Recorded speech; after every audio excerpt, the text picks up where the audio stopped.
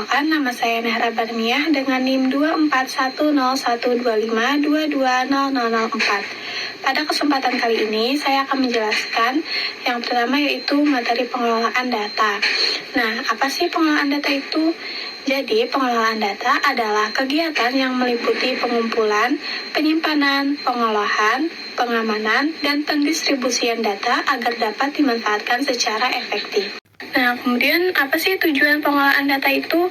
Jadi, tujuan pengelolaan data yaitu yang pertama, membantu pengambilan keputusan, yang kedua, menemukan pola dan hubungan dalam data, yang ketiga, menyederhanakan kumpulan data yang kompleks, yang keempat, mendukung pembuatan prediksi, yang kelima, meningkatkan ketelitian serta keakuratan hasil, dan yang keenam, mengelola data mentah jadi lebih mudah dipahami.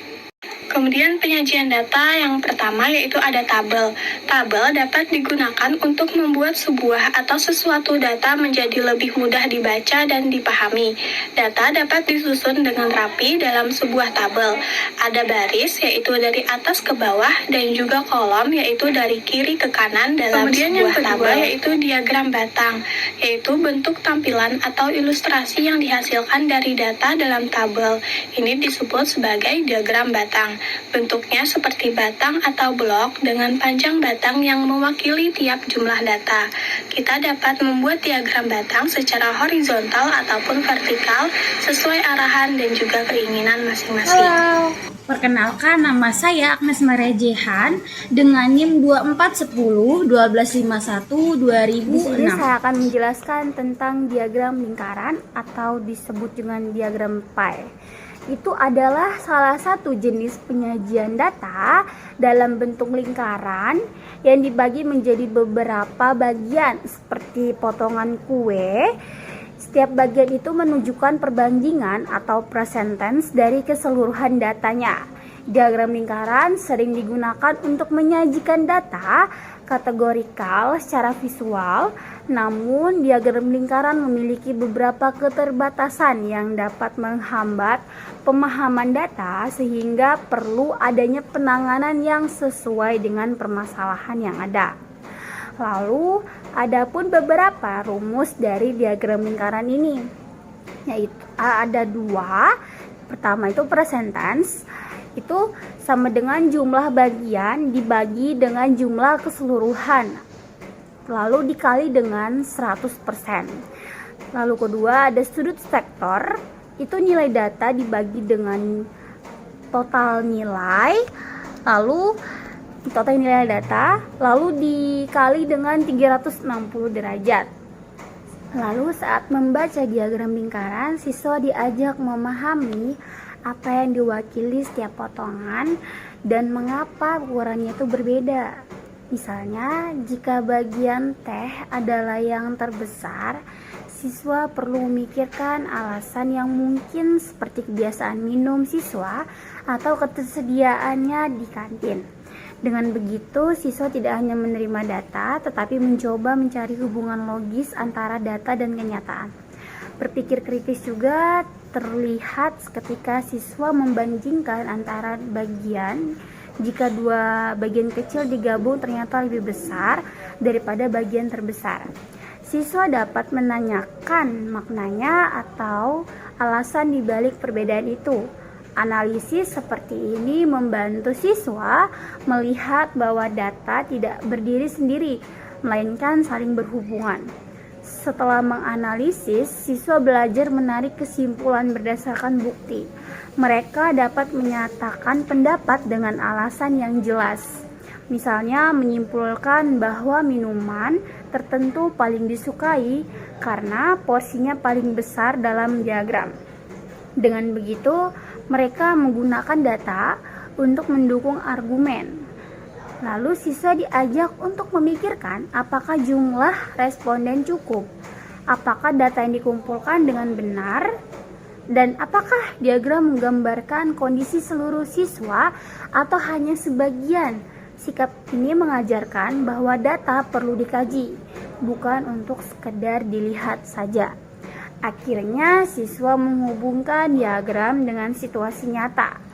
Mereka dapat memikirkan apakah kantin perlu menyediakan lebih banyak minuman tertentu berdasarkan diagram atau apakah perlu perubahan kebiasaan tertentu. Di sini aku akan menjelaskan tentang diagram garis. Diagram garis adalah grafik yang berbentuk garis yang dibuat dengan cara menghubungkan titik-titik data pada bidang koordinat seperti sumbu X dan sumbu Y. Biasanya digunakan untuk menunjukkan perubahan data secara berurutan dari waktu ke waktu, sehingga bisa terlihat apakah data naik, turun, atau tetap. Nah, diagram garis itu dapat membantu pembaca untuk memahami bagian fenomena berubah secara berurutan. Dalam penelitiannya seperti pertumbuhan populasi setiap tahun, meningkatkan nilai siswa setiap semester, atau fluktuasi penjualan setiap bulan. Kekuatan utama diagram garis terletak pada kemampuan mereka untuk menunjukkan kecenderungan secara visual, memungkinkan pembaca untuk melihat secara langsung apakah data mengalami peningkatan, penurunan, atau pola tertentu seperti lonjakan dan penurunan tajam. Dengan menampilkan sejumlah garis dalam satu grafik, diagram garis memungkinkan penelitian untuk dengan mudah membandingkan lebih dari satu variabel dalam waktu yang sama. Namun, penggunaan terlalu banyak garis harus dihindari karena dapat membuat grafik sulit dibaca. Perkenalkan, nama saya Rizka Nisa dengan NIM 2410-1252-20003. Di sini saya akan menjelaskan mengenai histogram. Apa itu histogram? Histogram adalah diagram batang yang menunjukkan distribusi frekuensi data yang telah dikelompokkan. Artinya, kita mengelompokkan data ke dalam beberapa kategori atau interval, lalu menghitung beberapa banyak data yang termasuk dalam tiap kelompok tersebut. Setiap batang pada histogram mewakili jumlah data dalam kelompok tersebut. Semakin tinggi batangnya, maka semakin banyak data yang masuk ke kelompok itu. Histogram ini sangat berguna untuk melihat pola data seperti kelompok nilai yang paling sering muncul atau melihat sebaran data secara keseluruhan. Sekarang adalah poligon. Poligon itu merupakan grafik yang dibentuk dengan cara menghubungkan puncak-puncak batang histogram pada nilai tengah di setiap kategori. Dengan poligon, kita bisa melihat tren dan pola sebaran data dengan lebih jelas. Misalnya, kita bisa mengetahui apakah data cenderung terkumpul di nilai tertentu atau tersebar merata. Poligon juga membantu membandingkan beberapa distribusi data sekaligus, karena garis yang terbentuk lebih mudah dilihat daripada batang yang menumpuk. Halo semuanya, sebelumnya perkenalkan nama saya Nika Deksunanti dengan NIM 24101252200026. Jadi di sini saya akan menjelaskan materi tentang mean dan median. Yang pertama kita bahas dulu tentang mean. Jadi mean atau rata-rata adalah ukuran pemusatan data yang digunakan untuk mengetahui nilai rata-rata dari sekumpulan data. Mean dihitung dengan menjumlahkan semua nilai data lalu membaginya dengan jumlah data yang ada. Setelah memahami apa itu mean secara umum, sekarang kita masuk ke jenis mean yang pertama, yaitu mean pada data tunggal. Mean data tunggal adalah rata-rata dari sekumpulan data yang nilai tiap datanya diketahui. Mean dihitung dengan menjumlahkan semua data, lalu dibagi jumlah data. Rumusnya yaitu X bar sama dengan sigma X dibagi N, atau X bar sama dengan jumlah seluruh data dibagi dengan banyaknya data. X bar ini adalah jumlah data yang ingin diamati. Selanjutnya, kita lanjut ke mean data berfrekuensi. Mean data berfrekuensi adalah nilai rata-rata dari sekumpulan data yang sudah dikelompokkan berdasarkan frekuensi masing-masing nilai. Rata-rata data berfrekuensi diperoleh dengan mengalikan setiap bilangan dengan frekuensinya, menjumlahkan seluruh hasilnya, lalu membaginya dengan total frekuensi. Sekarang kita masuk ke mean data berkelompok. Mean data berkelompok adalah nilai rata-rata yang dihitung dari data yang sudah disusun dalam bentuk tabel distribusi frekuensi. Karena datanya dikelompokkan dalam interval kelas, nilai setiap data tidak diketahui secara pasti, sehingga yang digunakan adalah titik tengah kelas.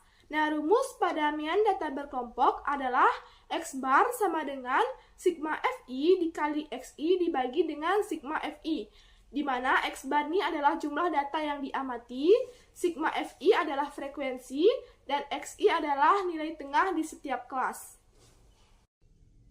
Setelah mean, sekarang kita masuk ke median. Median adalah nilai tengah dari sebuah data yang sudah diurutkan. Median membagi data menjadi dua bagian yang sama besar. Selanjutnya yaitu menghitung median. Yang pertama, median pada data tunggal. Cara menghitungnya yaitu yang pertama urutkan semua nilai dari kecil ke besar. Yang kedua itu hitung jumlah data n. Nah, jika n-nya itu ganjil, posisi mediannya itu bisa dihitung dengan rumus n ditambah 1 dibagi 2, nilai setelah pengurutan ambil nilai pada posisi itu. Nah, jika n-nya itu genap, posisi dua nilai tengah adalah n dibagi 2, dan n dibagi 2 ini ditambah 1. Nah, mediannya itu sama dengan rata-rata kedua nilai tengah. Yang kedua, itu median pada data berkelompok. Nah, yang pertama, tentukan hitung total n, lalu cari 1/2n. Nah, yang keduanya itu tentukan kelas median. Kelas pertama ini yang kumulatifnya lebih dari 1/2n. Yang ketiga, ambil BPF dari kelas itu. Nah, yang keempat, setelah itu, hitung semuanya ke dalam rumus. Rumusnya yaitu MI sama dengan B ditambah F, 1/2N dikurang F dibagi dengan F. Dengan MI-nya itu median, B-nya itu batas bawah kelas median, P-nya itu panjang kelas interval, N-nya itu total frekuensi, F-nya itu frekuensi kumulatif sebelum kelas median, dan F itu adalah frekuensi kelas median. Selanjutnya, yaitu cara memakai median. Nah, median lebih cocok digunakan jika data memiliki outlier atau distribusi miring, karena median tidak terpengaruh nilai ekstrim, berbeda dengan mean yang mudah berubah jika ada data yang terlalu besar atau terlalu kecil. Untuk data ordinal atau data berkelompok, median lebih tepat daripada mean, sebab median bisa menunjukkan posisi tengah, sementara mean kurang bermakna pada data urutan atau interval. Sekian penjelasan dari saya, dan selanjutnya akan dilanjutkan oleh rekan saya. Terima kasih. Halo semuanya, perkenalkan nama saya Nur Kamaliah dengan NIM 241012532006. Di sini saya akan menjelaskan atau memaparkan materi tentang pengertian modus. Sebelumnya, modus itu adalah suatu angka yang sering muncul dalam suatu data atau bilangan. Jika hanya ada satu angka yang paling sering muncul, maka itu disebut dengan modus tunggal. Tetapi, jika ada dua atau lebih angka dengan jumlah kemunculannya sama dan paling banyak, itu disebut dengan multimodus. Misalnya, pada bimodal itu untuk 2 modus dan trimodal untuk 3 modus. Dan di sebelahnya ada kotak atau diagram. Di sini menunjukkan kelas dan frekuensi. Modus ini dapat divisualisasikan dalam diagram batang atau histogram. Tinggi batang itu menunjukkan frekuensi data, batang tertinggi itu menunjukkan data yang sering muncul dan itu disebut dengan modus. Oke, next yaitu cara menghitung modus. Di sini cara menghitung modus data tunggal yang pertama, catat semua data. Yang kedua, hitung berapa kali setiap nilai itu muncul. Dan yang ketiga, nilai yang muncul itu yang paling banyak adalah disebut dengan modus. Itu cara mencari data tunggal. Tapi kalau kita mencari data berkelompok atau tabel frekuensi, yang pertama itu dengan menggunakan rumus yaitu MO sama dengan L tambah FI per F1 tambah F2 dikali C. Keterangannya, L itu sama dengan tepi bawah kelas modus, F1 itu sama dengan frekuensi kelas modus atau frekuensi kelas sebelumnya. Kalau F2 itu frekuensi kelas modus atau bisa juga disebut frekuensi kelas sesudahnya. Dan C itu adalah panjang interval kelas tersebut. Baik, contoh soalnya akan dijelaskan oleh rekan saya. Terima kasih. Baik, kembali lagi dengan saya, Nur Kamalia, dengan NIM 241012532006. Di sini saya akan menjelaskan materi tentang besaran penyebaran data. Besaran penyebaran data itu adalah suatu ukuran statistik untuk melihat sebaran nilai data dari nilai ke pusat. Ukuran tersebut terbagi menjadi beberapa macam. Yang pertama itu jangkauan atau range, yang kedua kuartil dan jangkauan antar kuartil, yang ketiga variansi, dan yang keempat pencicilan. Oke, next. Nah, di sini saya akan menjelaskan terlebih dahulu tentang jangkauan atau range. Jangkauan atau range itu adalah pengukuran untuk mengetahui selisih dari nilai terbesar dan nilai terkecil pada data yang menyebar dengan rumus yaitu J atau jangkauan sama dengan nilai terbesar dikurang nilai terkecil. Mungkin itu saja penjelasan dari saya. Untuk contoh soalnya akan dilanjutkan oleh rekan saya. Terima kasih. Besaran penyebaran data adalah suatu ukuran statistik untuk melihat sebaran nilai data dari nilai pusat.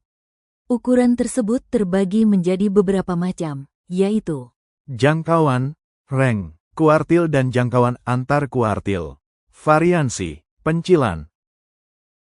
Jangkauan, range, adalah pengukuran untuk mengetahui selisih dari nilai terbesar dan nilai terkecil pada data yang menyebar. J sama dengan nilai terbesar dikurang nilai terkecil. Ada materi selanjutnya yaitu kuartil. Kuartil adalah ukuran statistik yang membagi data yang sudah diurutkan menjadi 4 bagian sama besar. Ada 3 kuartil utama. Yang pertama ada Q1 yaitu kuartil 1 dengan data 25% terbawah. Lalu yang kedua ada kuartil 2 atau Q2 sama dengan median atau titik tengah data. Lalu yang ketiga ada Q3 atau kuartil 3 sama dengan data 25% teratas. Fungsinya yaitu menunjukkan tentang penyebaran data di bagian tengah 50% data jadi lebih stabil dibanding jangkauan biasa yang hanya pakai nilai terbesar dan terkecil. Lalu yang kedua di sini ada jangkauan antar kuartil. Jangkauan antar kuartil atau biasa yang disebut interkuartil range atau IQR. Jangkauan antar kuartil adalah selisih antara kuartil ketiga Q3 dan kuartil pertama Q1. Rumusnya yaitu IQR sama dengan Q3 dikurang Q1. Fungsinya untuk menunjukkan rentang penyebaran data di bagian tengah 50% data jadi lebih stabil dibandingkan jangkauan biasa yang hanya pakai nilai terbesar dan terkecil. Lalu di materi ketiga yaitu ada variansi. Variansi adalah ukuran yang menunjukkan seberapa jauh data menyebar dari rata-ratanya. Variansi dilambangkan dengan S kuadrat, sedangkan simpangan baku dilambangkan dengan S. Hubungannya adalah simpangan baku merupakan akar dari variansi dan variansi merupakan kuadrat dari simpangan baku. Lalu di sini ada rumus simpangan baku. Yang pertama yaitu S sama dengan akar dari jumlah XI dikurang X kuadrat dibagi N. Lalu yang kedua di sini ada S sama dengan akar dari jumlah FI dikalikan dengan XI kurang X kuadrat dibagi jumlah frekuensi. Lalu di sini ada rumus variansi. Kuadrat dari simpangan baku yaitu S kuadrat.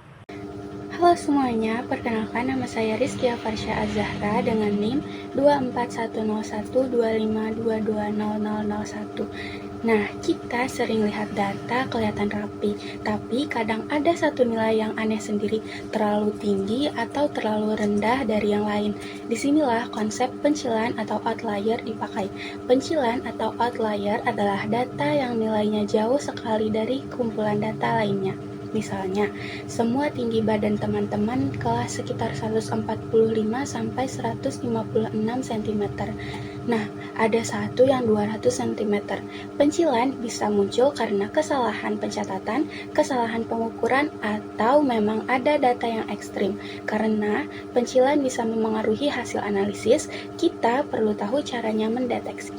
Nah, berikut adalah langkah-langkah untuk menentukan outlier atau pencilan. Langkah yang pertama, kita harus mengurutkan semua data dari nilai yang paling kecil ke nilai yang paling besar. Tujuannya supaya pola data kelihatan jelas dan kita bisa menentukan posisi kuartil dengan benar. Setelah datanya rapi, kita tentukan 3 kuartil. Yang pertama adalah Q1. Q1 adalah nilai yang paling rendah. Selanjutnya ada Q2 adalah median atau nilai tengah. Yang ketiga adalah Q3, nilai data tertinggi. Nah, ketiga kuartil ini membantu kita memahami penyebaran data. Nah, langkah berikutnya adalah menghitung EQR atau selisih, yaitu jarak antar kuartil. Kita cukup mengurangi Q3 dan Q1. EQR ini menunjukkan seberapa lebar penyebaran data utama dan nanti akan dipakai untuk menentukan apakah ada data yang tergolong pencilan. Nah, kemudian kita hitung batas bawah dan batas atas.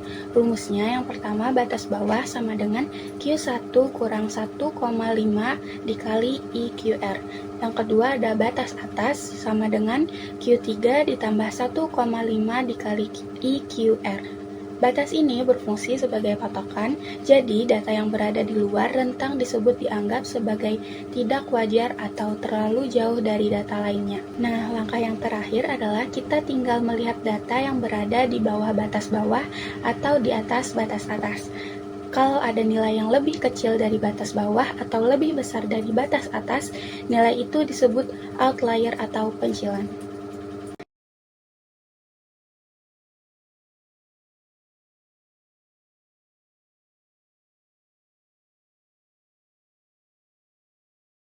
Halo semuanya, perkenalkan nama saya Nazwa Kalisa dengan NIM 2410125220006.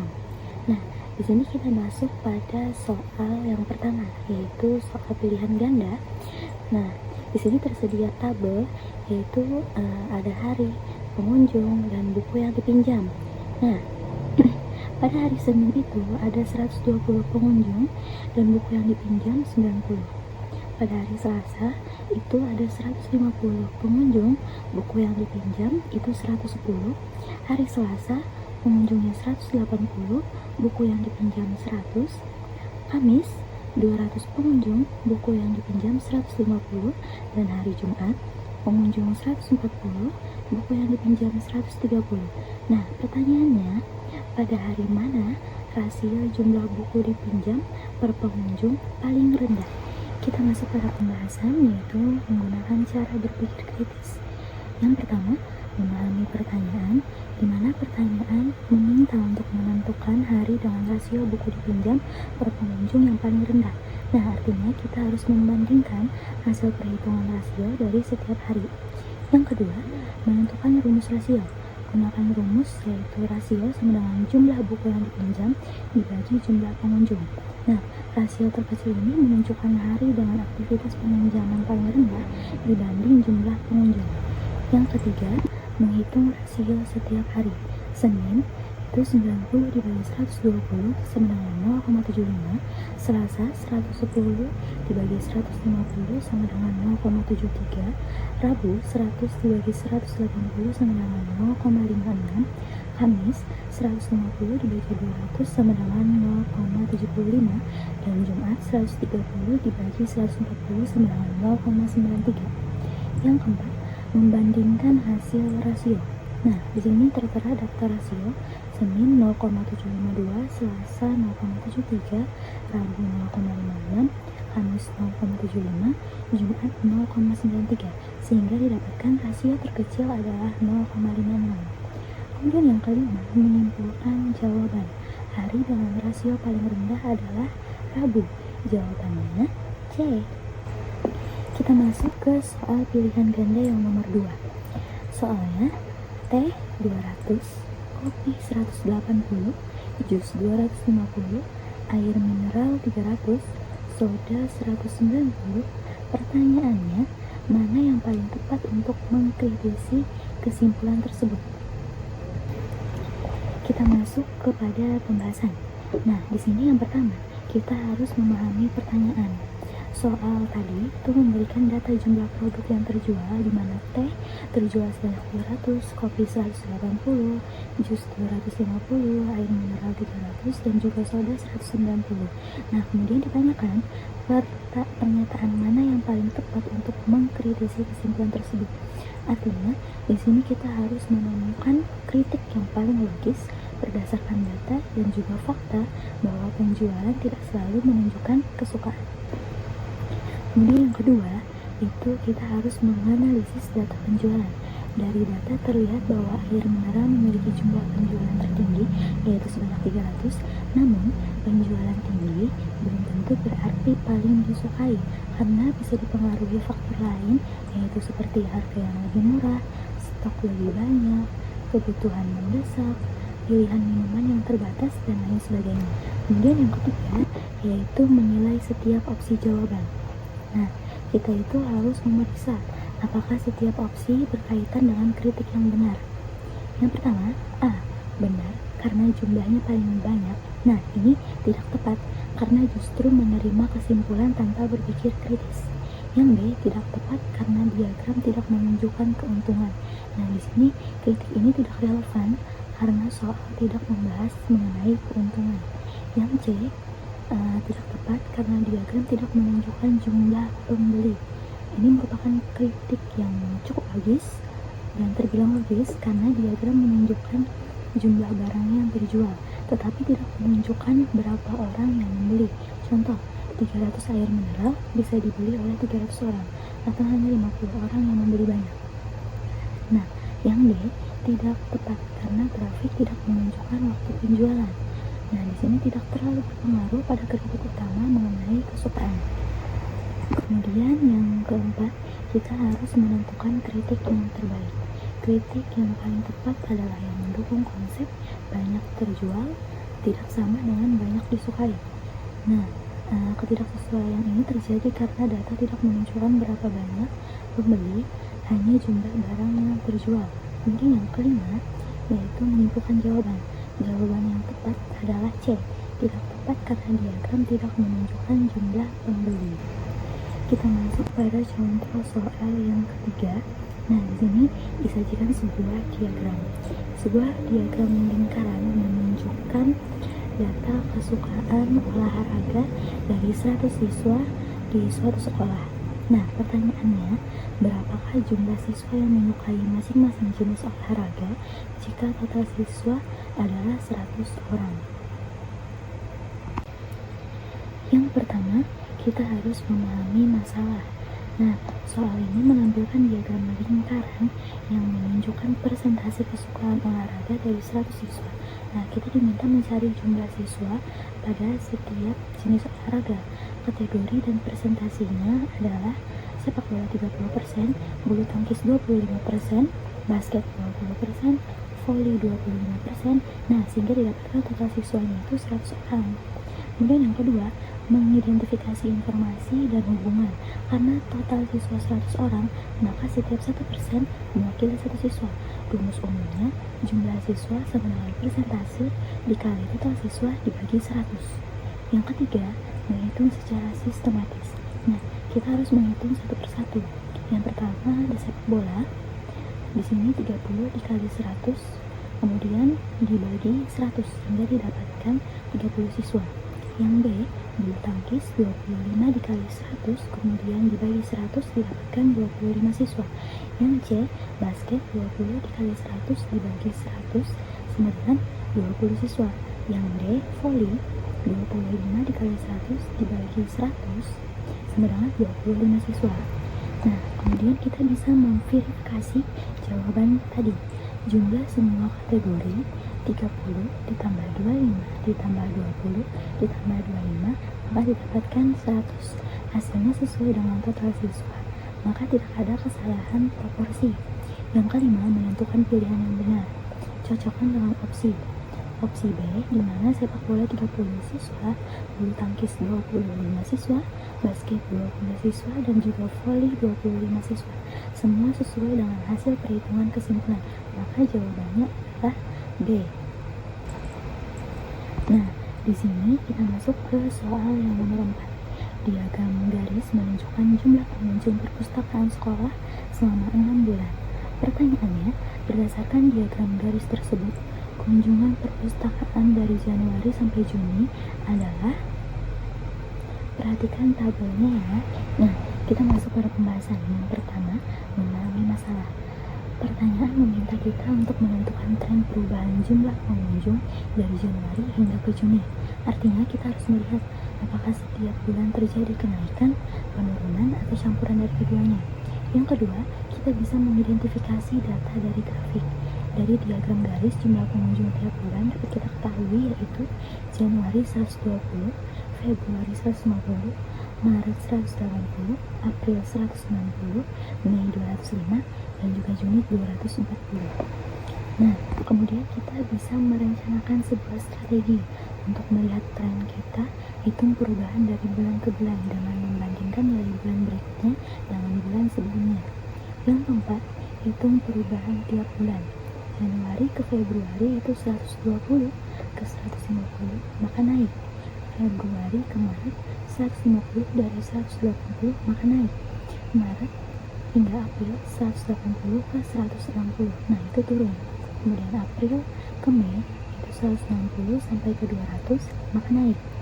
Mei ke Juni 200 sampai 240, maka naik. Sorry, yang sebelumnya tadi untuk bulan Mei itu 200. Nah, kemudian kita analisis dan refleksi. Pola perubahannya yaitu naik, naik, turun, dan juga naik, naik. Artinya tren keseluruhan menunjukkan mulai dengan kenaikan, terjadi satu kali penurunan kecil di April lalu naik lagi sampai Juni. Nah, pola ini paling cocok dengan B. Naik lalu turun kemudian naik lagi. Kesimpulannya, jawaban yang benar adalah B. 5. Diketahui data hasil ulangan matematika 40 siswa SD sebagai berikut. Nah, ada kolom 40 sampai 49 ada 5 orang, 50 sampai 59 ada 10 orang, 60 sampai 69 ada 15 orang, 70 sampai 79 ada 7 orang, 80 sampai 89 ada 3 orang. Nah, langkah awal dalam pembuatan histogram adalah dengan menentukan titik tengah dari setiap kelas. Berapakah titik tengah untuk kelas 50 sampai langkah penyelesaiannya adalah yang pertama kita harus memahami dulu nih masalahnya atau kita harus memahami soalnya dulu. Yang kedua, kita harus mengidentifikasi informasi penting dalam soal tersebut. Nah, kita harus tahu nih batas bawah kelasnya apa. Nah, dari soal itu kita mencari interval 60 sampai 69. Jadi batas bawahnya itu adalah 60. Sedangkan batas atas kelas adalah 69. Nah, jadi titik tengahnya sama dengan nilai yang berada tepat di tengah interval. Langkah ketiga menggunakan rumus yang tepat, yaitu titik tengah sama dengan batas bawah ditambah batas atas dibagi 2. Nah, lalu langkah keempat kita bisa menghitungnya secara langsung menggunakan rumus sebelumnya. Jadi batas bawahnya adalah 60, batas atasnya adalah 69, lalu dibagi 2. 60 ditambah 69 menjadi 129 dibagi 2 menjadi 64,5. Jadi pada langkah 5 ini kita harus mengevaluasi pelajaran hasil. Nah, kan tadi ditemukan nilainya 64,5 yang berada di 60 dan 69. Artinya, titik tengah benar-benar mewakili posisi tengah interval. Jadi, kesimpulannya adalah titik tengah kelas 60 sampai 69 adalah 64,5. Yaitu jawabannya Soal nomor B. 6, perhatikan tabel tinggi badan dalam cm siswa berikut. Yang pertama, 120 sampai 129 cm ada 3, 130 sampai 139 ada 6 orang, 140 sampai 149 ada 12, 150 sampai 159 ada 10, 160 sampai 169 ada 6. Nah, 170 sampai 179 ada 3. Jadi soalnya adalah tentukan titik tengah dari kelas 150 sampai 159 pada tabel tersebut. Langkah-langkah penyelesaiannya adalah yang pertama kita harus memahami masalahnya dulu. Kita harus tahu soalnya tuh apa. Jadi soalnya tuh kan tadi menentukan titik tengah untuk interval 150 sampai 159. Nah, yang kedua kita harus mencari tahu informasinya yang kita perlukan untuk menjawab soal tersebut. Nah, kita harus tahu nih batas bawah kelasnya apa dan batas atas kelasnya. Jadi batas bawahnya itu karena intervalnya 150 sampai 159, jadi batas bawahnya adalah 150, sedangkan batas atas kelasnya adalah 159. Nah, langkah ketiga kita dapat menggunakan rumus. Rumusnya adalah titik tengah sama dengan batas bawah ditambah batas atas dibagi 2. Nah, langkah keempat kita bisa memasukkan angka-angka ke dalam rumus sebelumnya. Tadi batas bawahnya 150 ditambah dengan batas atas yaitu 159 menjadi 309. Dan hasil itu dibagi 2 dan mendapatkan nilai 154,5. Nah, langkah kelima kita harus memastikan apakah jawaban yang didapat itu sudah benar atau belum. Nah, caranya nilai 154 itu berada di antara 150 dan 159 secara logis dan akurat dan konsisten. Artinya, nilai tersebut benar-benar mewakili pusat interval kelas 150 dan sampai 159. Jadi, kesimpulannya titik tengah kelas 150 sampai 159 adalah 154,5, yaitu C. Nah, soal selanjutnya, nilai ulangan 5 siswa adalah 6, 8, 7, 9, dan 10. Pertanyaannya, berapakah nilai rata-ratanya? Nah, kita dapat menggunakan langkah berpikir kritis. Yang pertama, kita dapat mengidentifikasi masalah. Apa sih pertanyaannya gitu? Kita ingin jadi yang dapat kita tangkap adalah kita harus mencari rata-rata dari nilai tersebut. Yang kedua, kita dapat mengumpulkan data atau nilainya ya. Tadi nilainya ada 6, 8, 7, 9, dan 10 dan jumlah siswanya ada 5 orang. Yang angka ketiga ada analisis data. Nah, analisis data ini kita dapat menjumlahkan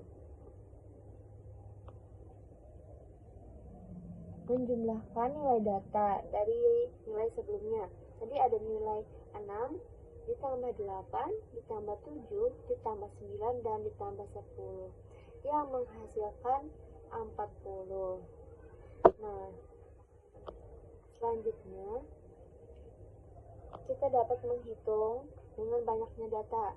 Jadi 40 dibagi dengan banyak siswa tadi, jadi 40 dibagi 5 dan didapatkan hasilnya 8. Kita harus mengevaluasi hasil yang kita dapatkan sebelumnya dengan cara apakah 8 ini berada di antara nilai terendah dan tertinggi. Nah, ternyata benar ya, nilai terendah dari beberapa nilai sebelumnya ada 6 dan nilai tertingginya ada 10 dan 8 ini berada di tengah-tengah itu ya. Jadi udah memang itu jawabannya. Nah, jadi soal selanjutnya perhatikan tabel berikut ini. Yang pertama nih ada Oki mendapat nilai 60, Naya 70, Zidan 80, Rinas 90. Dan pertanyaannya adalah berapakah nilai rata-ratanya? Maka penyelesaiannya adalah yang pertama kita harus mengidentifikasi masalah atau pertanyaannya. Pertanyaannya adalah mencari nilai rata-rata. Yang kedua, kita dapat mengumpulkan data yang terdapat dalam soal tersebut. Jadi dapat kita kumpulkan nilainya tuh ada 60, 70, 80, dan 90. Sedangkan jumlah siswanya ada 4 orang. Nah, langkah ketiga, kita dapat menganalisis data tersebut. Nah, semua nilai dapat kita jumlahkan. Yang tadi, nilai 60 ditambah 70 ditambah 80 dan ditambah 90 sama dengan selanjutnya 300. Kita dapat menggunakan rumus. Rumus rata-rata adalah total nilai dibagi dengan jumlah atau banyak data.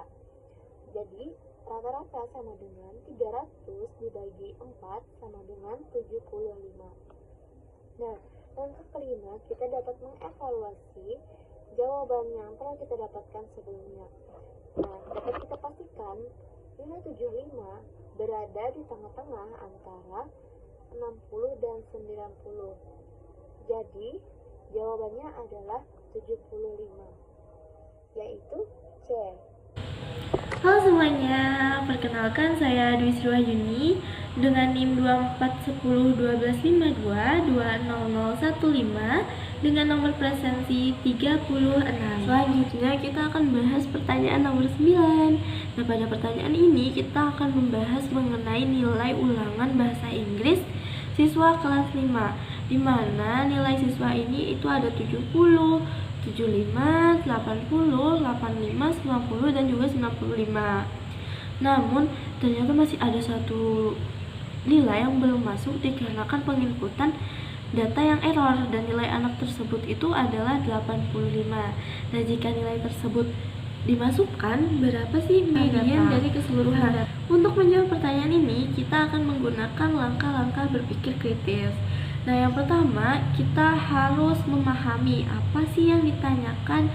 Nah, jadi dari soal ini, dia itu meminta median setelah seluruh data, termasuk nilai 85 yang belum terinput tadi digabungkan. Nah, langkah kedua, menyusun data dalam urutan yang benar. Nah, setelah nilai 85 yang tertinggal tadi kita masukkan, maka data itu berubah menjadi 70, 75, 80, 85, 85, 90, dan juga 95. Nah, dan data keseluruhan tadi itu sudah diurutkan dari yang terkecil ke yang terbesar. Selanjutnya, langkah ketiga, kita menentukan sifat data. Apakah data itu ganjil ataukah genap? Nah, sebelumnya data itu ada 6. Setelah ditambahkan dengan 85, maka data itu berubah menjadi ganjil, yaitu 7. Dan median itu adalah nilai yang berada tepat di tengah. Selanjutnya, langkah keempat, menentukan posisi median. Posisi tengah untuk data ganjil itu adalah N ditambah 1 dibagi 2 dikali 7 dikali 7 ditambah 1 dibagi 2 sama dengan 4. Maka median tersebut adalah nilai keempat dari data tersebut. Terus langkah kelima yaitu mengambil nilai median. Nah, data keempat dari urutan tadi itu adalah 85. Jadi mediannya adalah 85. Langkah terakhir yaitu keenam, kita mengecek ulang dengan berpikir kritis. Sebelum ditambah 85, median awal adalah rata-rata nilai ketiga dan keempat, yaitu 80 ditambah 85 dibagi 2 sama dengan 82 di koma 5. Sedangkan setelah ditambah dengan data 85 tadi, jumlahnya berubah menjadi ganjil, maka median berubah menjadi nilai tengah sebenarnya, yaitu 85. Nah, hasil ini itu masuk akal karena nilai yang ditambahkan berada dekat dengan nilai tengah. Secara singkatnya, median awal rata-rata itu adalah nilai ketiga dan keempat, yaitu 80 ditambah 85 sama dengan 165 dibagi 2, yaitu 82,5. Setelah ditambah satu nilai, yaitu 85 tadi, data menjadi 70, 75, 80, 85, 85, 90, dan juga 95, dan itu bertotalkan 7, yaitu ganjil. Sehingga median atau nilai tengah itu berada di urutan keempat, yaitu 85. Jadi dikarenakan data yang terbaru berjumlah ganjil, maka mediannya itu langsung diambil dari nilai tengah, yaitu 85. Sehingga jawabannya itu adalah C. Nah, selanjutnya kita akan bahas soal nomor 10. Nah, di sini jumlah pensil yang dibawa oleh 6 peserta didik ke sekolah adalah 4, 3, 4, 5, 4, 2. Berapa modus dari data tersebut? Nah, bahasan pada soal ini kita juga menggunakan langkah-langkah berpikir kritis. Yang pertama, kita harus memahami apa sih yang ditanyakan. Nah, yang ditanyakan itu adalah modus dari data tersebut. Nah, modus itu artinya nilai yang paling sering muncul dalam data.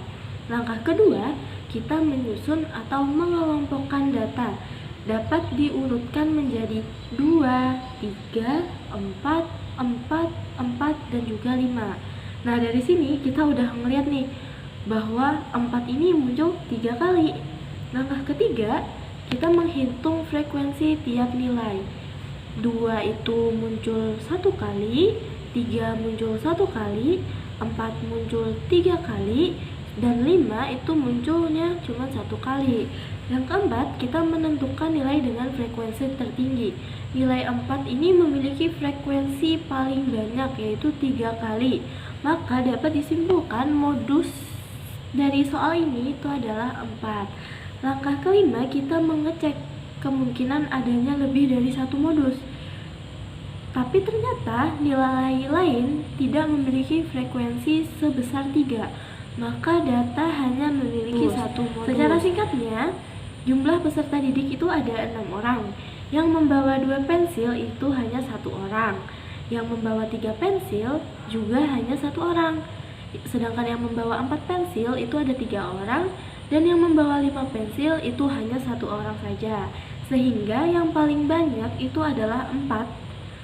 3 anak yang membawa 4 pensil. Jadi modus dari data tersebut adalah 4. Dan jawabannya itu adalah C.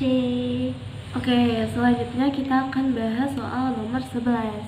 Di sini tertulis data jumlah buku yang dibawa oleh 6 siswa adalah 4, 6, 5, 7, 3, dan juga 5.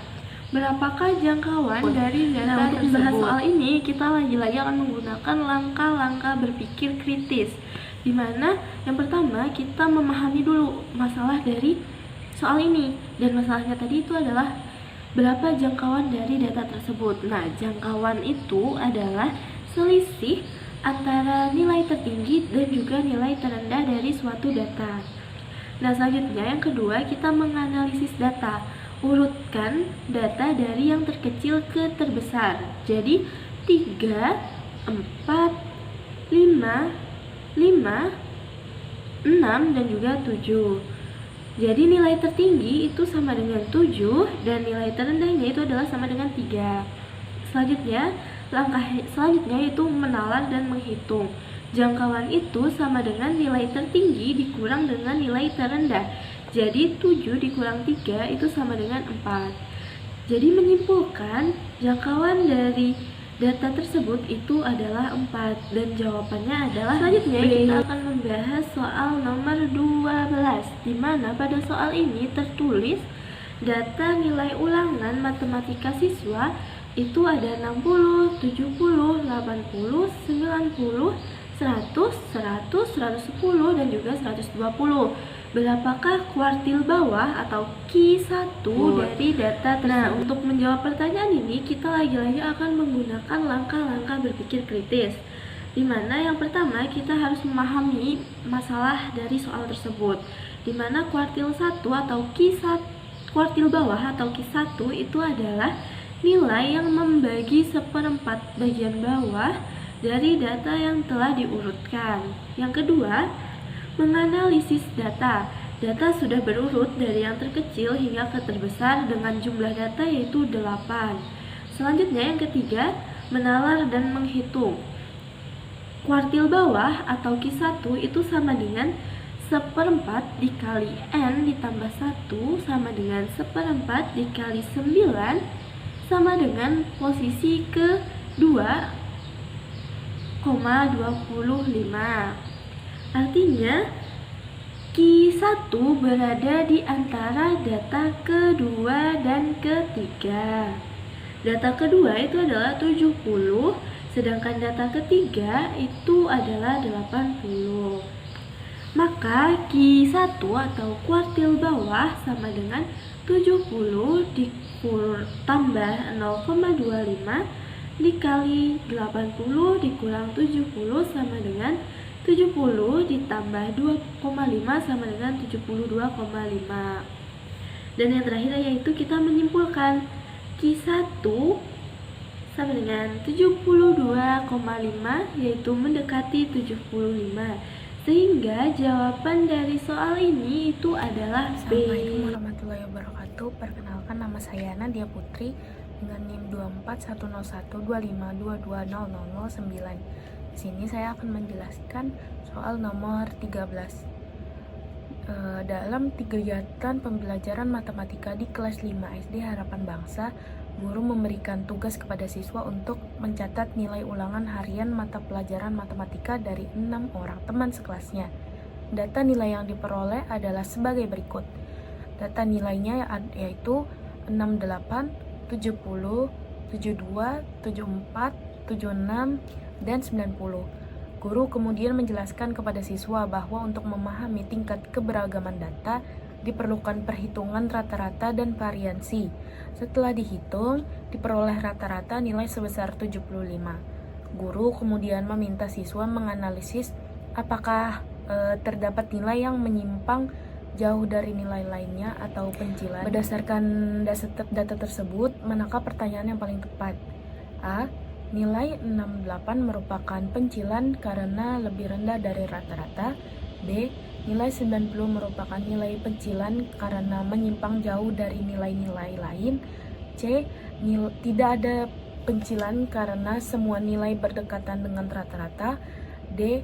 Variansi data sangat kecil karena semua nilai sama besar. Di sini saya akan membahas pembahasannya, yaitu data atau urut 68, 70, 72, 74, 76, dan 90. Rata-rata hitung jumlah dulu. Nah, yang dihitung adalah 68 ditambah dengan 70 sama dengan 178. Lalu 138 ditambah 72 sama dengan 210. Lalu 210 ditambah 74 sama dengan 284. Lalu 284 ditambah 76 sama dengan 360. Lalu 360 ditambah 90 sama dengan 450. Jadi rata-rata sama dengan 450 dibagi 6. Jadi nilainya adalah 75. Deviasi kuadrat untuk variansi populasi.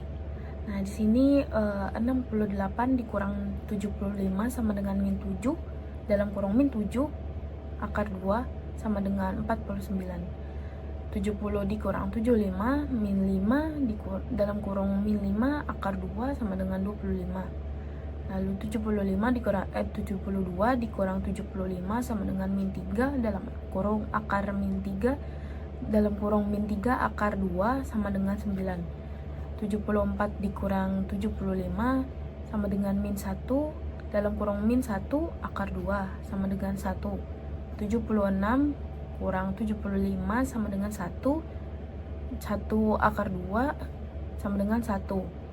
90 dikurang 75 sama dengan 15 akar 2 sama dengan 225. Jadi jumlah kuadrat deviasi sama dengan 49 ditambah 25, lalu ditambah 9, ditambah 1, ditambah 1, dan ditambah 225 sama dengan 310. Lalu ada variansi populasi sama dengan 310 dibagi 6 sama dengan 51, ditambah 4/6 sama dengan 51,666. Dibulatkan jadi 51,67. simpangan baku akar 51,666 sama dengan 7,9. Lalu yang D, pemeriksaan pencilan dengan aturan IKR lebih tahan terhadap pencilan. Median sama dengan 72 ditambah dalam kurung 72 ditambah 74 dibagi 2 sama dengan 73. Q1 median dari 68 70 72 sama dengan 70.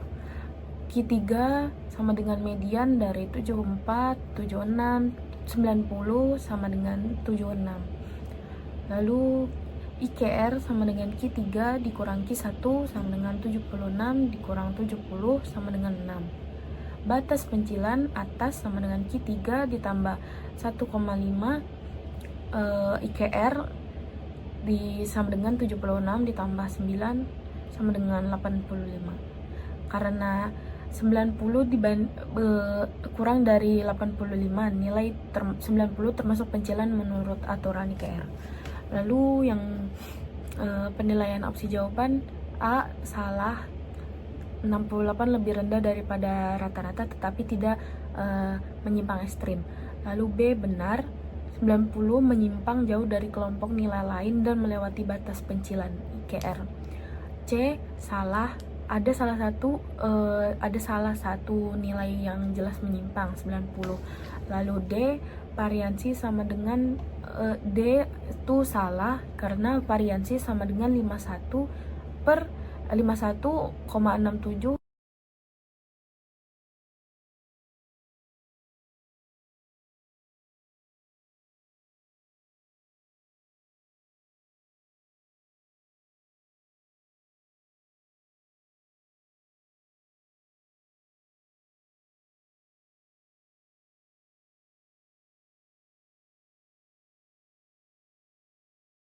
Selanjutnya saya akan menjelaskan soal nomor 2. Pahami pertanyaan berikut. A. Sekolah ingin jumlah peserta di tiap kegiatan seimbang, rata-rata sama. Berapa jumlah siswa tambahan yang perlu ditarik ke kegiatan musik dan basket agar ketiganya setara? B. Jika setiap kegiatan hanya bisa menampung maksimal 60 siswa, bagaimana cara sekolah menyeimbangkan jumlah peserta dengan tetap mematuhi batas tersebut? Di sini kita ada data ekstrakurikuler dari 80, 60, 40, 20 sampai 0. Ada ekstrakurikuler basket, pramuka, dan musik. Pembahasannya yang pertama, sekolah ingin jumlah peserta di tiap kegiatan seimbang rata-rata. Berapa jumlah siswa tambahan yang perlu ditarik ke kegiatan musik dan basket agar ketiganya setara? Di sini saya akan membahas dalam pembahasan pahami. Kita ingin mencari kondisi di mana ketiga kegiatan memiliki jumlah siswa sama besar. Saat ini datanya tidak seimbang. Basket 45, pramuka 60, dan musik 30. Nah, lalu kita rencanakan. Hitung total siswa, 40 ditambah 60 dan ditambah 30 sama dengan 135 siswa. Rata-rata jika seimbang, 135 dibagi 3 sama dengan 45 siswa per kegiatan. Tetapi jika pramuka sudah 60 kelebihan, sedangkan musik kekurangan besar, kita perlu membuat distribusi baru yang adil. Mungkin dengan memindahkan sebagian siswa dari kegiatan yang lebih ramai ke yang lebih sepi. Lalu kerjakan pramuka kelebihan 60 dikurang 45 sama dengan 15 siswa. Musik kekurangan 45 dikurang 30 sama dengan 15 siswa. Jadi jika 15 siswa dan dari pramuka dipindah ke musik, ketiga kegiatan menjadi seimbang di 45 Nah, lalu siswa. Setelah redistribusi, basket sama dengan 45, pramuka sama dengan 45, dan musik sama dengan 45. Semua sesuai dengan total awal 135 siswa. Tidak ada perubahan jumlah keseluruhan. Lalu kita menggunakan model yang kita buat menggambarkan distribusi seimbang, equal distribution model, yaitu total siswa dibagi jumlah kegiatan siswa. Lalu jika setiap kegiatan hanya bisa menampung 65 siswa, bagaimana cara sekolah menyeimbangkan jumlah peserta dengan tetap memenuhi batas tersebut? Pertama, kita pahami sekolah menetapkan batas kapasitas 65 siswa per kegiatan. Artinya, redistribusi tidak boleh membuat jumlah peserta melebihi 65. Coba pikirkan, jika minat terus meningkat, bagaimana menyeimbangkan tanpa melanggar batas? Nah, misal sekolah ingin menambah total siswa menjadi 180, misalnya setelah penerimaan siswa baru dengan 3 kegiatan dan kapasitas 65 per kegiatan, total kapasitas sama dengan 195. Nah, maka masih ada ruang 180 dibagi 3 sama dengan 65 siswa per kegiatan, yaitu aman. Karena 60 lebih dari 65. 60 kurang dari 65. Lalu refleksi model distribusi baru bisa digunakan untuk perencanaan. NI sama dengan min T bagi K kapasitas maksimum. Oke, halo semuanya. Perkenalkan, nama saya Abdul Halim dengan NIM 2410125110083. Oke, di sini ada soal tentang diagram lingkaran yang menunjukkan kegiatan yang dilakukan siswa kelas 5 pada waktu luang. Di sini kita punya data hasil survei terhadap 40 siswa. Dan kegiatan mereka dibagi menjadi 4 kategori, yaitu membaca buku, menonton televisi, bermain game, dan bermain bola.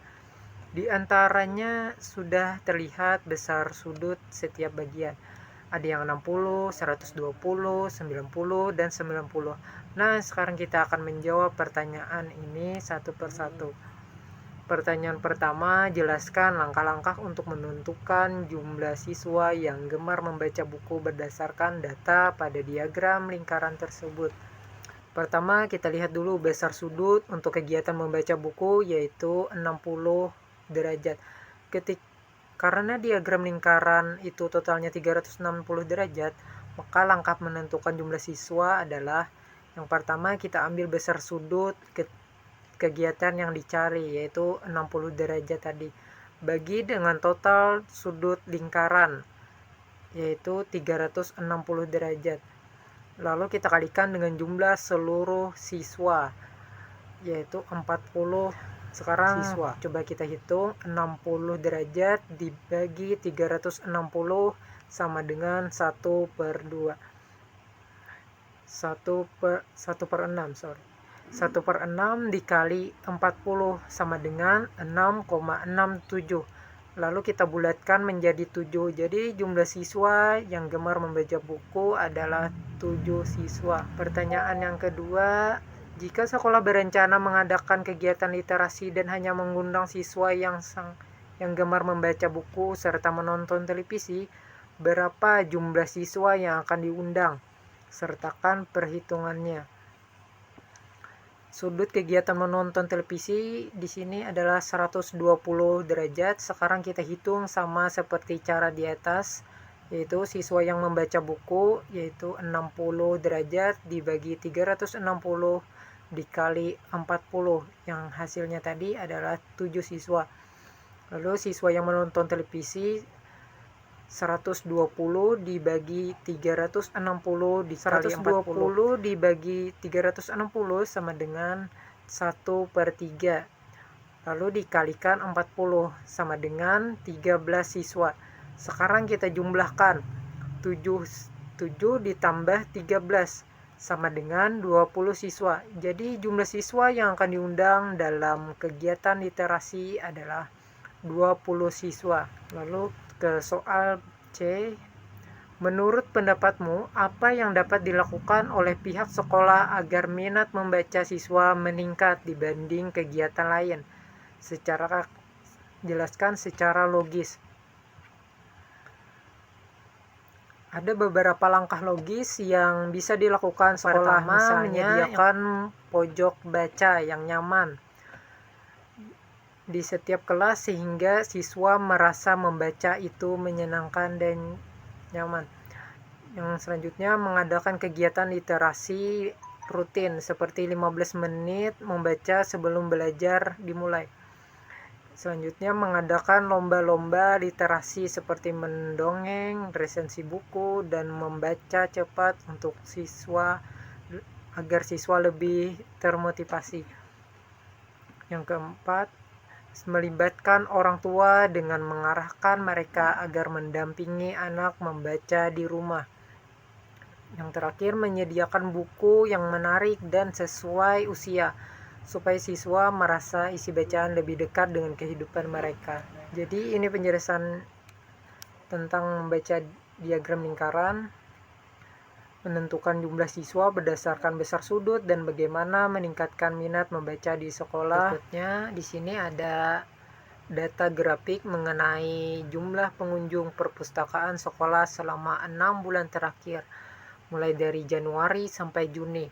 Data ini ditampilkan dalam bentuk grafik garis, dan melalui grafik ini kita bisa melihat bagaimana perubahan jumlah pengunjung setiap bulannya.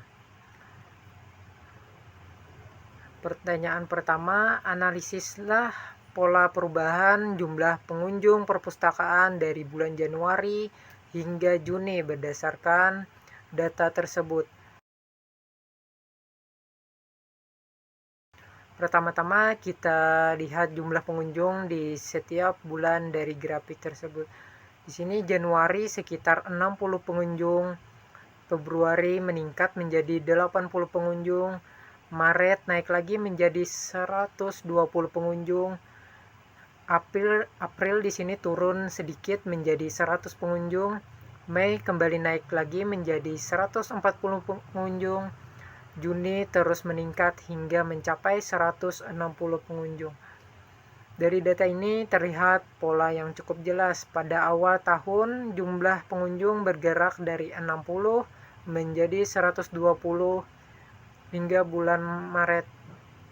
Setelah itu pada bulan April terjadi sedikit penurunan, tetapi penurunan ini tidak berlangsung lama karena di bulan Mei dan Juni jumlahnya kembali meningkat cukup secara keseluruhan. Pola perubahan selama 6 bulan menunjukkan tren peningkatan, meskipun sampai turun sekali di bulan April. Artinya minat siswa terhadap perpustakaan cenderung semakin baik dari waktu ke waktu. Pertanyaan yang kedua itu, apabila kamu menjadi petugas perpustakaan, strategi apa yang akan kamu terapkan agar jumlah pengunjung terus meningkat pada bulan berikutnya? Jika saya menjadi petugas perpustakaan dan ingin agar jumlah pengunjung terus meningkat, ada beberapa strategi yang bisa dilakukan. Misalnya, pertama, menyediakan koleksi buku yang lebih menarik dan bervariasi, seperti novel, komik edukatif, atau buku pengetahuan populer yang disukai oleh siswa. Yang kedua, membuat program rutin, misalnya hari membaca bersama, pojok review buku, atau rekomendasi buku mingguan yang ditempel di papan informasi sekolah. Yang ketiga, menciptakan suasana perpustakaan yang nyaman dan estetik, seperti menambah dekorasi, tempat duduk empuk, atau ruang baca yang lebih cozy atau nyaman, sehingga siswa merasa betah berada di perpustakaan. Yang keempat, mengadakan kompetensi literasi, misalnya lomba resensi buku, lomba mendongeng, atau tantangan membaca 5 buku dalam sebulan. Hadiahnya tidak perlu besar, cukup sertifikat atau buku gratis, tetapi sangat memotivasi siswa. Dengan strategi ini, perpustakaan bukan hanya menjadi tempat meminjam buku, tetapi juga ruang menyenangkan untuk belajar dan menghabiskan waktu. Soal berikutnya, sekarang kita akan membahas data histogram mengenai kebiasaan lama belajar siswa kelas 6 di rumah. Guru mencatat waktu belajar harian setiap siswa dan mengelompokkan datanya menjadi beberapa interval. Dari sini kita bisa menilai apakah kebiasaan belajar mereka sudah baik atau belum. Kita analisis dahulu datanya, yaitu ada 0 sampai 20 menit ada 4 siswa, 21 sampai 40 menit ada 9 siswa, 40 sampai 60 menit ada 13 siswa, sampai 80 menit ada 10 siswa, 81 sampai 100 menit ada 4 siswa. Total keseluruhan siswa adalah 4 ditambah 9 ditambah 13 ditambah 10 ditambah 4. sama dengan 40 siswa. Nah, kita analisis kebiasaan belajar mereka. Jika kita perhatikan, jumlah siswa terbanyak berada pada kelompok 41 sampai 60 menit, yaitu sebanyak 13 siswa. Kemudian disusul oleh 61 sampai 80 menit sebanyak 10 siswa. Artinya sebagian besar siswa belajar antara 41 hingga 80 menit per hari. Kalau kita jumlahkan kedua kelompok durasi yang tergolong cukup baik itu, yaitu 13 siswa ditambah 10 siswa sama dengan 23 siswa. Berarti lebih dari separuh siswa, tepatnya 57,5%, belajar lebih dari 40 menit setiap hari. Ini menunjukkan pola belajar yang cukup positif. Kemudian hanya ada 4 siswa yang belajar sangat singkat, yaitu 0,20 menit. Adapun kelompok 81 hingga 100 menit juga ada 4 siswa. Ini menunjukkan bahwa ada sebagian siswa yang memiliki motivasi yang belajar cukup tinggi ya.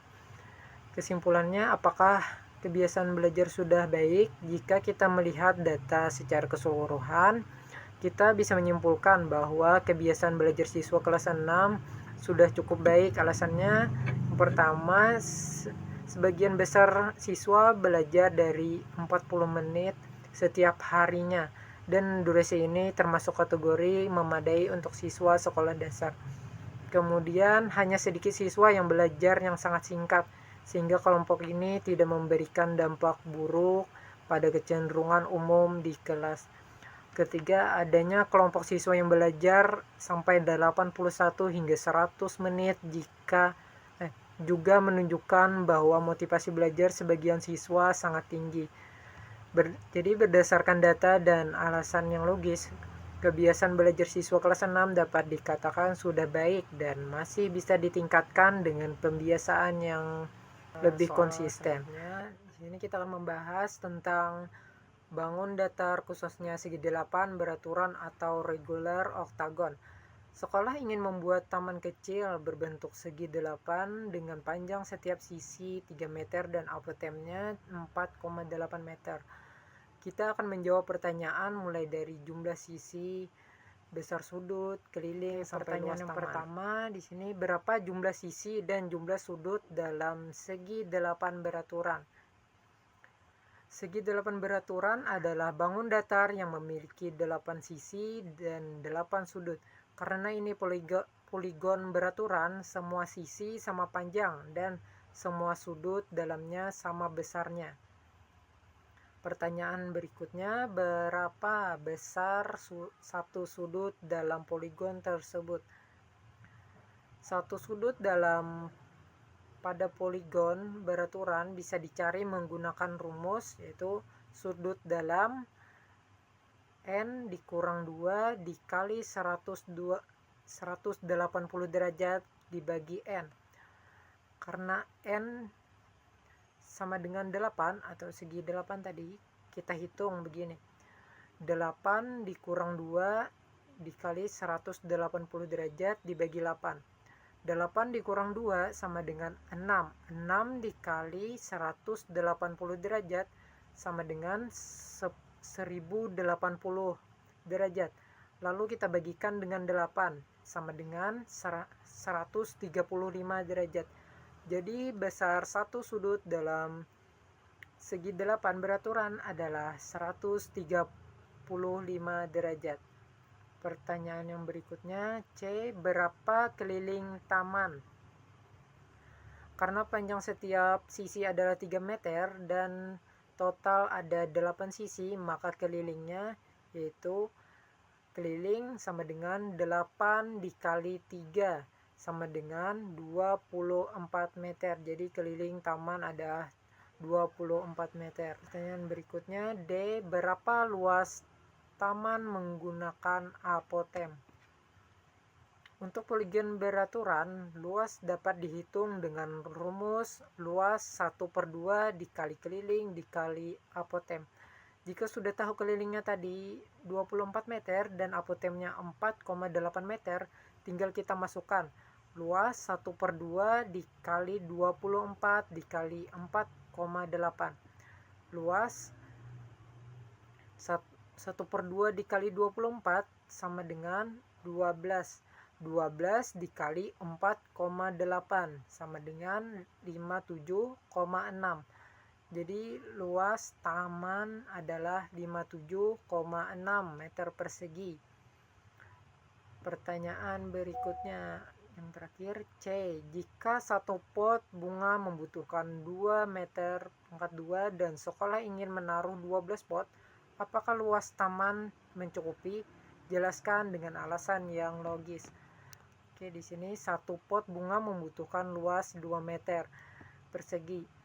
Sekolah ingin menaruh 12 pot sehingga total kebutuhan luas adalah 12 dikali 2 sama dengan 24 meter pangkat 2.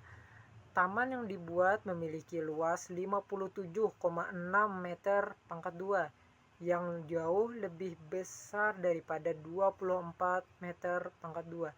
Jadi luas taman sangat mencukupi, bahkan masih ada ruang sisa lebih dari setengahnya. Demikian penempatan 12 pot dapat dilakukan dengan leluasa dan tetap nyaman. Demikian pembahasan tentang 8 beraturan dan penerapannya dalam konteks perencanaan taman di sekolah. Itu saja, semoga penjelasan ini membantu kalian memahami soal-soal matematika tadi. Assalamualaikum warahmatullahi wabarakatuh. Perkenalkan, nama saya Irfan Mahmud, NIM 2411551108. Di sini saya akan menjelaskan soal esai yaitu nomor 7 sampai dengan nomor 10. Yang pertama adalah soal nomor 7. Sebuah kelompok belajar awalnya terdiri dari 4 siswa. Menilai tugas masing-masing adalah 80, 75, 85, dan 90. Nah, untuk meningkatkan kualitas tim, dosen menambahkan satu anggota baru yang memiliki nilai 95. Jadi, berapakah rata-rata nilai kelompok setelah anggota baru tersebut bertambah? Pembahasannya, yang pertama kita memahami masalah terlebih dahulu.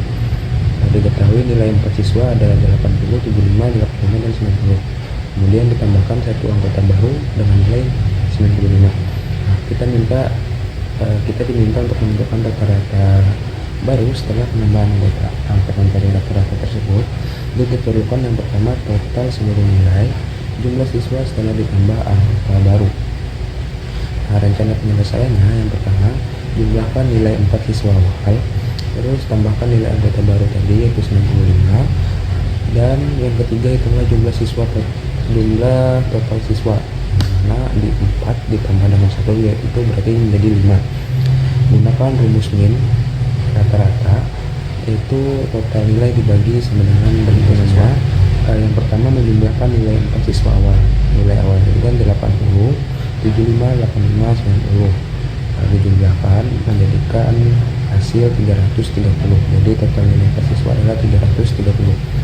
Nah, menambah nilai anggota baru tadi memiliki nilai 95. Jadi total 4 siswa tadi ditambah dengan anggota baru yang memiliki nilai 95, jadi 330 ditambah 95 menjadi 425. Jadi total nilai 5 siswa adalah 425.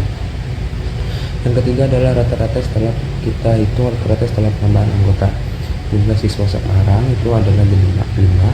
Rata-ratanya sama dengan total nilai dibagi dengan jumlah siswa. 425 dibagi 5 maka menghasilkan 85.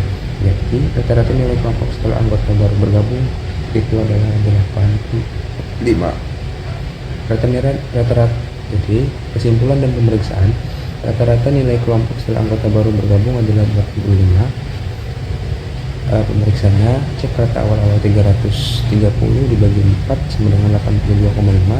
Jadi nilai anggota baru 95 itu lebih tinggi dari 82,5, sehingga wajar rata-ratanya menjadi naik. Lanjut ke soal nomor 8. Sebuah toko roti mencatat jumlah roti yang terjual dalam 4 hari berturut-turut, yaitu 120 roti, 150 roti, 135 roti, dan 165 roti. Nah, pada hari kelima, toko membuka promo sehingga penjualan meningkat menjadi 190 roti. berapakah rata-rata jumlah roti yang terjual per hari selama 5 hari? Pembahasan yang pertama, kita memahami masalah terlebih dahulu. Kita ingin mencari min atau rata-rata dari 5 data penjualan. Rumus min tadi, jumlah seluruh data dibagi dengan banyak data. Jadi kita perlu yang pertama menjumlahkan seluruh penjualan 5 hari selama 5 hari, terus membagi totalnya dengan 5. Nah, rencana penyelesaiannya, tentukan banyak data n itu sama dengan 5, hitung total penjualan 5 harinya, terus terapkan rumus min total dibagi dengan banyak datanya. Cara yang ketiga adalah dengan perhitungan. Yang pertama, jumlahkan satu persatu, jangan langsung ditumpuk. Dari mana 120 ditambah 150 menghasilkan 270, 270 ditambah 135 menghasilkan 405, 405 ditambah 165 sama dengan 570, 570 ditambah 190 sama dengan 760. Jadi total penjualan 5 hari adalah sebanyak 760 roti. Langkah kedua hitung minnya. Dimana min tadi total dibagi dengan banyak data. Totalnya tadi kan 760 dibagi dengan 5 sama dengan 152. Jadi dapat kita simpulkan bahwa rata-rata penjualan roti selama 5 hari adalah 152 roti per hari. Untuk memastikan hal ini benar, itu dilakukan pemeriksaan ulang. Nah, total penjualan hitung kembali, yang dimana 120 ditambah 150 ditambah 135 ditambah 165 ditambah 190 menghasilkan 760. Itu sesuai dengan hasil sebelumnya. Terus kita pembagiannya juga kita cek ulang, yang dimana 760 dibagi 5 itu menghasilkan 152, dan hasilnya konsisten. Nah, secara logis angka 152 itu berada di antara rentang data dari 120 sampai 190, sehingga nilai min ini maksudnya soal nomor 9. Seorang guru ingin mengetahui hasil ulangan matematika dari 10 siswanya. Data nilai siswa ditampilkan dalam tabel berikut. Nah, tentukan median dan modus dari nilai di tabel tersebut. Pasalnya, diketahui nilai siswa ada 70, 75, 80, 80, 85, 85, 90, 90, 90, 95. Nah, jumlah datanya ada 10. Penyelesaiannya, langkah pertama mengurutkan data dari nilai terkecil ke terbesar. 70, 75, 80, 80, 85, 85, 90, 90. Langkah kedua, menganalisis dan menghitung. Nah, jumlah datanya tadi kan ada 10. Terus kita hitung median rata-rata dari data kelima dan keenam itu adalah 85 dan 85. Jadi kita tambahkan 85 ditambah 85 itu 170 dibagi 2 menghasilkan 85. Jadi nilai mediannya adalah 85. Untuk modusnya, nilai yang paling sering muncul adalah 90. Kenapa 90? Karena 90 muncul sebanyak 3 kali. Nah, terus langkah yang ketiga menarik makna dan kita memeriksa. Median 85 berarti setengah siswa memperoleh nilai kurang dari sama dengan 85 dan setengahnya lebih dari sama dengan 85. Untuk modusnya itu 90, berarti nilai 90 paling banyak diperoleh. Jadi banyak siswa yang berhasil mencapai hasil yang sangat baik. Jadi mediannya adalah 85 dan modusnya adalah 90. Selanjutnya adalah soal nomor 10. Nah, dua kelas memiliki nilai ujian yang sama pada rata-rata dan median, tapi memiliki nilai kuartil yang berbeda. Nah, apa yang dapat disimpulkan tentang penyebaran data kedua kelas tersebut?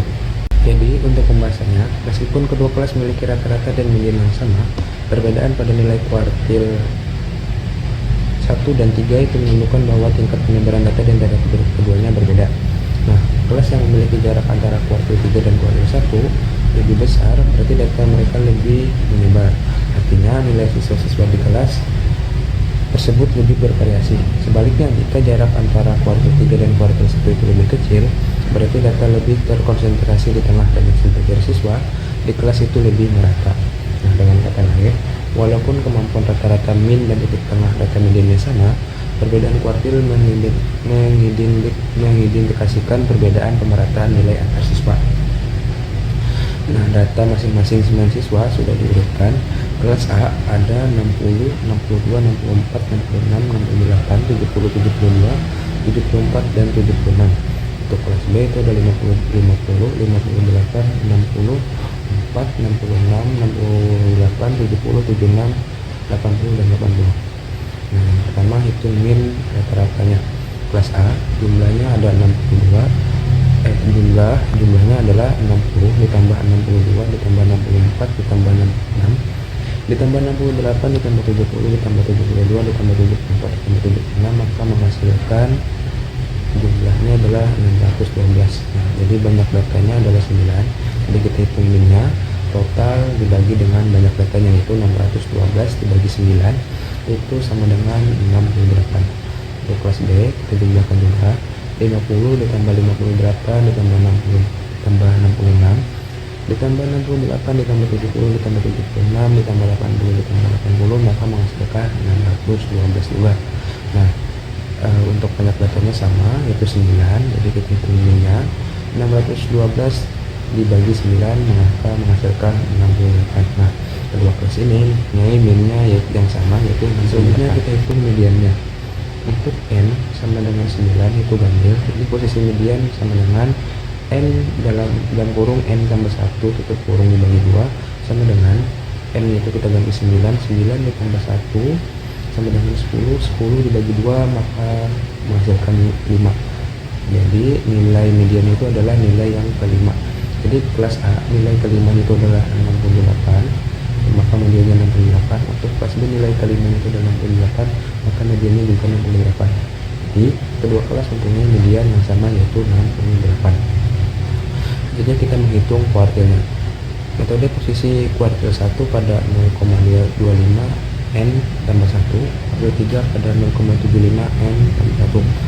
Nah, posisi kuartil 1 itu sama dengan 0,25 dikali dalam kurung 9 ditambah 1 sama dengan 0,25. 9 ditambah 1 berarti 10, berarti 0,25 kali 10 maka menghasilkan 2,5. Jadi kuartil satunya sama dengan rata-rata nilai kedua dan nilai ketiga. Posisi kuartil ketiga yaitu 0,75 dikali 10 yaitu sama dengan 7,5. Jadi kuartil tiganya rata-rata nilainya ke-7 dan ke-8. Nah, kelas A urut yaitu 60 ditambah 62, 64, 66, 68, 70, 72, 74, 76. Kuartil satunya itu nilai kedua dan nilai ketiga, yaitu 62 ditambah 64 dibagi 2, 62 ditambah 64 itu 126 dibagi 2 menjadi 63. Kuartil ketiganya itu nilai ke-7 dan nilai ke-8, yaitu nilai ke-7-nya 72 berarti ditambah dengan nilai ke-8 itu 74. Jadi 72 ditambah 74 146 dibagi 2 menjadi hasilnya 73. Jadi jangkauan kuartilnya kuartil 3 dikurang kuartil 1 yaitu dengan 73 dikurang 63 menghasilkan 10. Kelas B juga urut 50, 58, 64, 66, 68, 70, 76, kuartil 1-nya 58 ditambah 64 dibagi 2 maka menghasilkan 61. Kuartil 3-nya 76 tambah 80 dibagi 2 maka menghasilkan 78. Jangkauan kuartilnya tinggal kita kurangkan. Kuartil 3 dikurang kuartil 1 yaitu 78 kurang 61 maka menghasilkan 17. Nah, interpretasinya min dan mediannya sama yaitu 68, pusat data pada kedua kelas sama. Terus jangkauan kuartilnya itu berbeda. Kalau kelas A itu 10, kelas B 17. Nah, penyebaran tengah data kelas B itu lebih besar. Artinya nilai-nilai di sekitar median 50% di tengah kelas B itu lebih bervariasi daripada di kelas A. Kesimpulannya, meskipun pusatnya sama, kelas B memiliki variasi nilai tengah lebih besar. Ada lebih banyak siswa yang nilainya berbeda jauh dari median dibanding kelas A. Kelas A menunjukkan distribusi yang lebih terpusat atau seragam di sekitar 68. Mungkin itu saja yang dapat saya sampaikan. Kurang lebihnya mohon maaf. Wassalamualaikum warahmatullahi wabarakatuh. Nama saya Zahra Nabila Mufida dengan NIM 241012522014. Jadi di sini saya akan menjelaskan contoh soal atau soal nomor 11, 12, dan 13. Jadi soal yang nomor 11, pertanyaannya, dalam dua kelompok siswa, kelompok A memiliki jangkauan 5 cm, sedangkan kelompok B memiliki jangkauan 15 cm untuk tinggi badan mereka. Nah, apakah berarti kelompok B lebih baik atau lebih buruk dalam hal keseragaman data? Yang dibahas itu pembahasan. Yang pertama itu memahami pertanyaan. Nah, ditanyakan apakah jangkauan 15 cm pada kelompok B berarti lebih baik atau lebih buruk dibanding kelompok A yang yang jangkauannya 5 cm. Nah, jadi itu yang kedua mengumpulkan data. Jadi kan kelompok A itu kan minimal 150, maksimal berarti 155, berarti range-nya 5 cm. Nah, sedangkan yang kelompok B minimal 140, maksimalnya 155, berarti range-nya 15 cm. Nah, jadi yang ketiga itu menganalisis data. Nah, jadi range ini menunjukkan selisih antara nilai tertinggi dan terendah. Jadi yang kecil ini yang A, maka data lebih seragam. Nah, yang B, yang besar B, maka data itu lebih bervariasi. Nah, kemudian menilai berdasarkan konteks. Jadi kan makna lebih baik itu kan tergantung tujuan sebagai, misalnya pertama, jika tujuan keseragaman atau stabilitas A lebih baik. Kemudian jika tujuan keanekaragaman atau variasi B itu lebih baik. Nah, jadi dapat disimpulkan bahwa A itu lebih seragam, sedangkan B lebih bervariasi. Karena kan range besar itu bukan berarti otomatis buruk, tetapi hanya menunjukkan penyebaran data yang lebih lebar sehingga penilaiannya itu tetap tergantung pada konteks tertentu. Ya, nomor 12. Jadi pertanyaannya, jelaskan apa itu variasi dengan kata sendiri. Nah, berikan contoh data nilai ulangan 5 siswa, yaitu 70, 75, 80, 85, 90. Hitung means dan variasi, atau anggap seluruh populasi kelas langkah demi langkah. Jelaskan apa artinya hasil variasi itu. Jadi, pembahasannya itu, jadi kita masuk ke pembahasannya. Jadi pertama itu variasi mengukur seberapa jauh nilai-nilai dalam satu kelompok tersebar atau nilai di sekitar rata-rata. Nah, kemudian variasi besar atau nilai lebih tersebar. Kemudian variasi kecil, nilai lebih dekat ke rata-rata. Nah, datanya tuh 70, 75, 80, 85, 90. Jadi sama dengan N sama dengan 5. Nah, jadi langkah-langkahnya berpikir kritis. 1. Pahami. Jadi kita tuh ingin rata-rata dan variasi data. Pahami dulu. Kemudian yang kedua itu rencanakan, hitung. Jadi hitung jumlah means, kemudian selisih tiap data terhadap means, jumlah kuadrat, dan kemudian bagi dengan N. Kemudian kerjakan, lakukan perhitungan. Nah, jadi setelah kerjakan, periksa, cek penjumlahan dan pembagian, kemudian refleksi, artikan hasilnya, kemudian baru hitung langkah demi langkah. Nah, jadi pertama itu jumlah data. Jadi kan 70, 75, 80, 85, dan 90. Jadi tinggal ditambah, semua ditambah. Nah, hasilnya semua ditambah itu, maka 70 tambah 75 tambah 80 tambah 85 tambah 90 sama dengan 400. Kemudian means, jumlah sama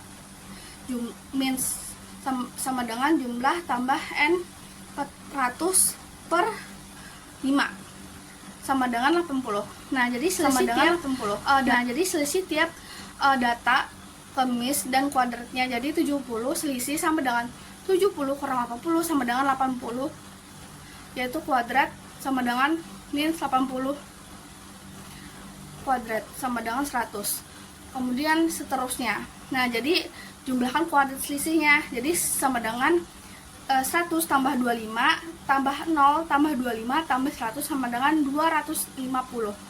Kemudian variasi populasi atau populasi. Nah, jadi kan sama dengan jumlah kuadrat berapa? Jumlah kuadrat tambah N sama dengan 250 tambah 5 sama dengan 50. Nah, jadi interpretasi variansinya sama dengan 50 menunjukkan data memiliki tingkat penyebaran tertentu di sekitar means, yaitu 80. Nah, jadi untuk SD simpangan baku, yaitu artinya rata-rata jarak nilai dari 80 sekitar 7 poin, seperti itu. Oke, jadi kita masuk ke pertanyaan yang terakhir. Soal yang terakhir itu soal nomor 13. Jadi pertanyaannya, seorang guru SD mengumpulkan nilai ulangan matematika 20 siswa. Nah, jadi terangkan langkah-langkah pengelolaan data yang harus dilakukan guru agar dapat mengetahui siswa yang butuh bantuan. Sertakan bagaimana variasi dan pencilan membantu keputusan guru. Jadi kita masuk ke pertanyaan yang terakhir, soal yang terakhir itu soal nomor 13. Jadi pertanyaannya, seorang guru SD yang mengumpulkan nilai ulangan matematika 20 siswa. Nah, jadi terangkan langkah-langkah pengelolaan data yang harus dilakukan guru agar dapat mengetahui siswa yang butuh bantuan. Sertakan bagaimana variasi dan pencilan membantu keputusan guru.